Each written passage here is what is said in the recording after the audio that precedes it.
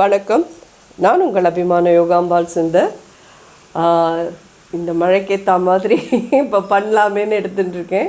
என்னென்னு கேட்டேன்னா, இன்றைக்கி ஃபஸ்ட்டு நம்ம பார்க்க போகிறது முந்திரி பருப்பு பக்கோடா. ஏன்னா ஒரேட ரிச்சாக இறங்கிட்டேங்கிறீங்களா? சம்டைம்ஸ் இந்த மாதிரி கொஞ்சம் ஒரு 100 கிராம்ஸ் முந்திரி பருப்பு வாங்கி போட்டு பக்கோடா பண்ணி பாருங்களேன், ரொம்ப ரொம்ப நல்லாயிருக்கும். எப்படி பண்ணுறதுன்னு பார்க்கலாம்.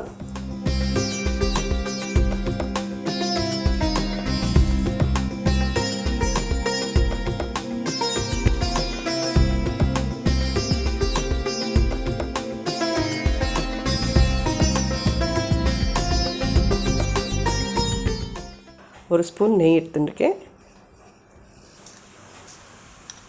ஒரு 1/4 டீஸ்பூன் கம்மியாக ஒரு சின்ன பிஞ்சுன்னே வச்சுக்கோங்க சோடாப்பூ. இதில் நான் சேர்க்க போகிறது 1 கப் கடலை மாவு, 1/4 கப் அரிசி மாவு, ஒரு ஹேண்ட்ஃபுல் புதினா, அண்ட் இது என்னென்னு கேட்டேன்னா 200 கிராம்ஸ் முந்திரி பருப்பு. ஸோ இப்போ நம்ம பண்ண ஆரம்பிக்கலாம். ஃபஸ்ட்டு இந்த சோடாப்பூவையும் நெய்யும் நல்லா குழச்சிக்கலாம். இந்த பக்கோடாக்கு தேவையான உப்பும் போட்டுடுறேன். ஒரு 1/2 டீஸ்பூன் கிட்ட போட்டிருக்கேன்.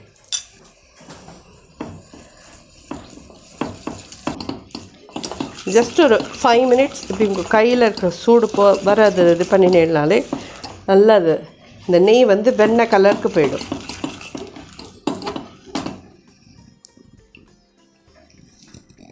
இதில் கடலை மாவு போட்டுக்கிறேன். 1 கப்பு, இது 1/4 கப்பு அரிசி மாவு. இதில் நான் 2 பச்சை மிளகாய் நறுக்கியிருக்கேன். ஆனால் 1-1.5 போட்டுக்கிறேன் போகிறோம். உங்களுக்கு எவ்வளோ காரம் தேவையோ அதை போட்டுக்கோங்க. அதே மாதிரி இஞ்சி ஒரு 1/2 இன்ச்சு திருகி போட்டிருக்கோம். ஒரு ஹேண்ட்ஃபுல் புதினா பொடியாக கட் பண்ணி வச்சுருக்கேன், அதையும் இதில் போடுறேன். கருவேப்பிலை இந்த மாதிரி ஃபைனாக கட் பண்ணி போட்டுக்கோங்க, இல்லை பிச்சு போட்டுக்கோங்க.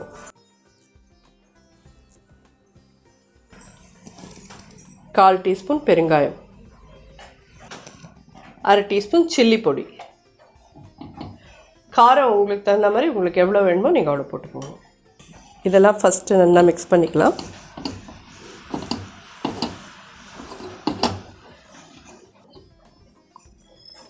ஸோ இந்த 200 கிராம்ஸ் கேஷ்யூ நட் இது மாதிரி தனித்தனியாக பிரித்து வச்சுக்கோங்க. அதை இதில் ஆட் பண்ணுறேன்.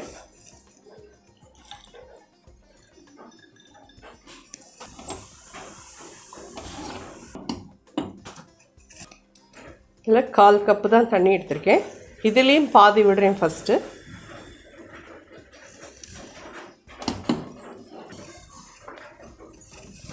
இன்னொரு பாதியும் விட்டுடலாம். ஜஸ்ட்டு 1/4 கப் தான் வாட்டர் எடுத்துட்டேன். ஸோ மெஷர்மெண்ட் கப் இல்லை எங்கள்கிட்ட, அப்படி சொல்கிறவா எந்த கப்பில் அரிசி மாவு எந்த கப்பில் எடுத்துக்கிறீங்களோ அதுதான் வாட்டரோட அளவுக்கு. ஸோ இதை ரெடி பண்ணிட்டோம். எண்ணெயை வச்சு காய வச்சதுக்கப்புறம் பார்க்கலாம். எண்ணெய் நல்லா காஞ்சுடுத்து. இப்போது இந்த மாதிரி ஜஸ்ட்டு ஒரு கொத்து கொத்தாக எடுத்ததில் போட்டுருங்க. மீடியம் ஹையில் வச்சுக்கோங்க எண்ணெயை.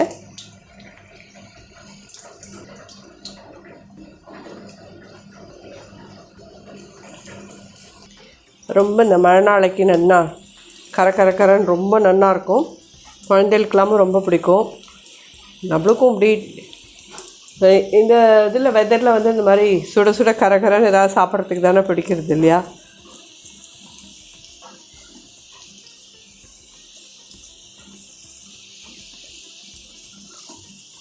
இதில் நான் வெறும் புதினா மட்டும்தான் போட்டிருக்கேன்.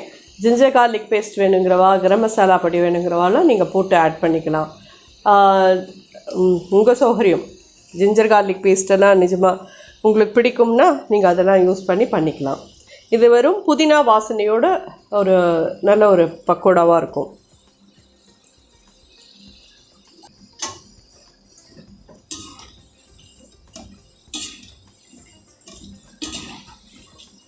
ஏன்னா இது ரொம்ப அடுப்பை பெருசாக வச்சுன்னு பண்ணினேன்னா உள்ளுக்குள்ளே இருக்கிற அந்த கடலை மாவுலாம் வேகாத விடும்.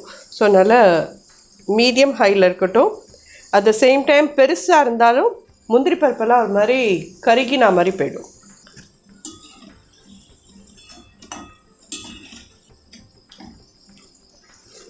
ஸோ உப்பு, காரம், அதே மாதிரி ginger garlic paste and garam masala இது எல்லாமே ஆப்ஷனல். உங்களுடைய சௌகரியம். உங்களுக்கு வேணும்னா எவ்வளோ தேவையோ இதில் ஆட் பண்ணிக்கலாம். பட் 200 கிராம் முந்திரி பருப்புக்கு நல்லா அந்த மாதிரி ஒரு 200 கிராம்ஸ் கடலை மாவே போட்டுருங்க.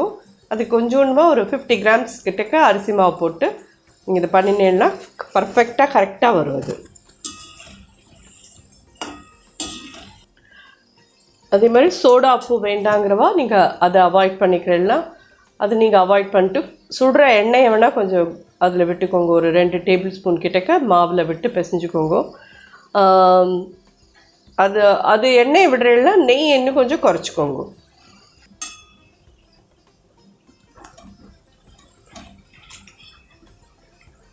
இதெல்லாம் நல்லா கோல்டன் கலரில் ரெடி ஆகிடுது.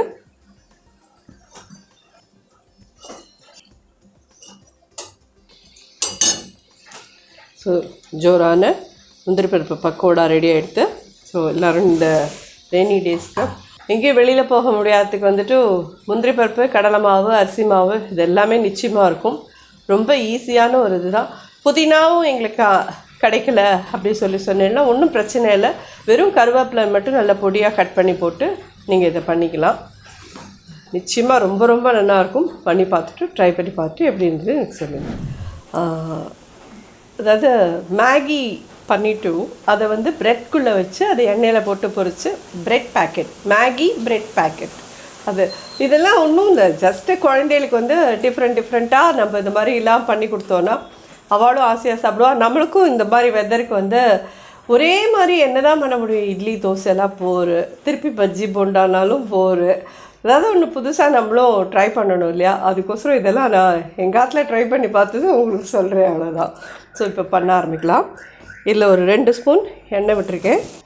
இது சின்ன வெங்காயமாக 2 வெங்காயம், இதுமாரி ஒரு ஹேண்ட்ஃபுல் பச்சை பட்டாணி,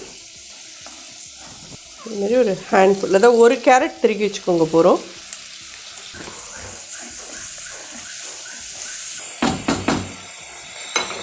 இந்த ஸ்டேஜில் இந்த நான் யூஸ் பண்ணுறது என்னென்னு கேட்டேன்னா அந்த வெஜ் ஆட்டா நூடுல்ஸ் வருது இல்லையா, அது அந்த நூடுல்ஸ்குள்ளே இருக்கிற இந்த மசாலா பொடி இருக்கு இல்லையா, இதை இதில் சேர்த்துடலாம்.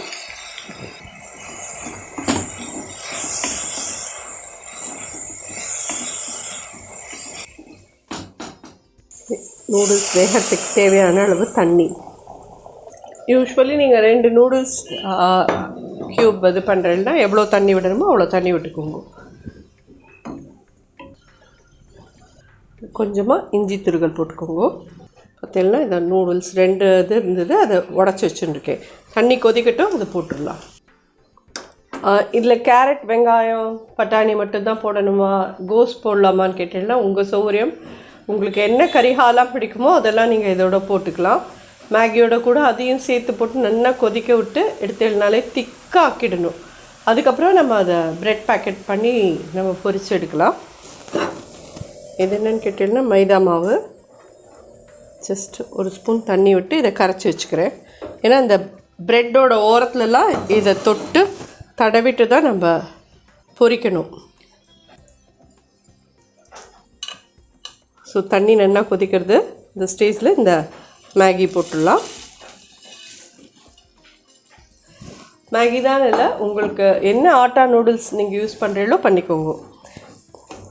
என்கிட்ட இருந்தது அது, அதனால நான் அதை திருப்பி சொல்லின்னு இருக்கேன், அவ்வளோதான். இது நல்லா கொதித்து தண்ணியெல்லாம் குறையட்டும், பார்க்கலாம். மாதிரி தண்ணிலாம் நல்லா வற்றினதுக்கப்புறம் கொஞ்சமாக டேஸ்ட் பண்ணி பார்த்துட்டு தேவைப்பட்டால் உப்பு போட்டுக்கோங்க. நான் ஒரு 1/4 டீஸ்பூன் உப்பு போடுறேன் இதில். இதே மாதிரி ஒரு 1/4 டீஸ்பூன் கரம் மசாலா பொடி.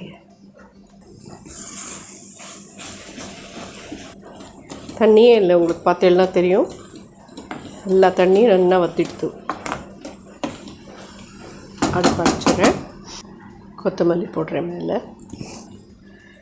என்ன மம்மி நீங்களும் இந்த மாதிரி மேகி கீழெல்லாம் இறங்கிட்டேன் அப்படின்னு கேட்குறேன்னு தெரியறது எனக்கு.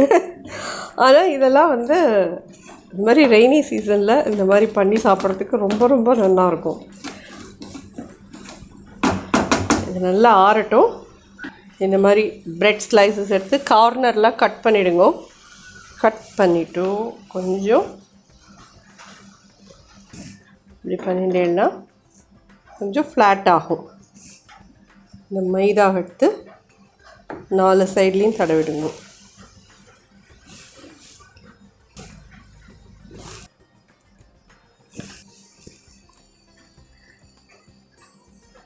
இந்த மேகி நடுப்புற வைக்கலாம்.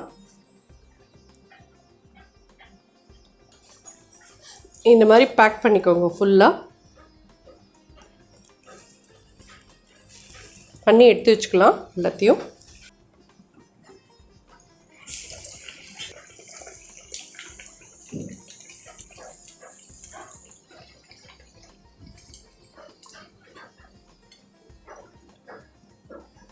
ஜோராக ரெடி ஆகிடுது. நான் இப்போ சித்திக்கு அவசரத்துக்கு 2 இதுதான் நான் ஆற வச்சு பண்ணினேன். மேகி ஆற விட்டு அதுக்கப்புறமா நீங்கள் அதை பேக் பண்ணேன்னா சரியாக இருக்கும் அது. ஸோ எல்லாருக்கும் இது உபயோகமாக இருக்கும்னு நினைக்கிறேன். இந்த டிஃபனையும் பண்ணி பார்த்துட்டு எப்படி இருந்து ஃபீட்பேக் சொல்லுங்க. நன்றி, வணக்கம்.